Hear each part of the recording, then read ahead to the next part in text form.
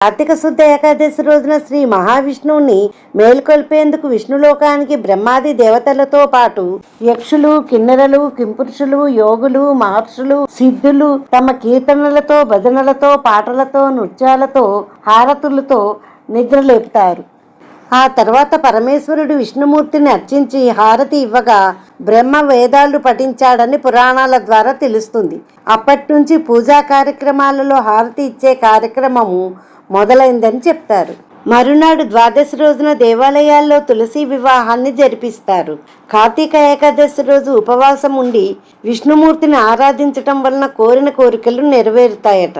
అంతేకాక మహాభారత యుద్ధంలో భీష్ముడు ఏకాదశి రోజునే అస్త్ర సన్యాసం చేసి అంబశయ్యపై శయనించాడంటారు. అలానే యజ్ఞవల్క్య మహర్షి జన్మించిన రోజు కూడా ఈ రోజేనండి. ఈ ఏకాదశి రోజు శ్రీ మహావిష్ణువుని ఆరాధించి ఉపవాసం ఉండి ఏకాదశి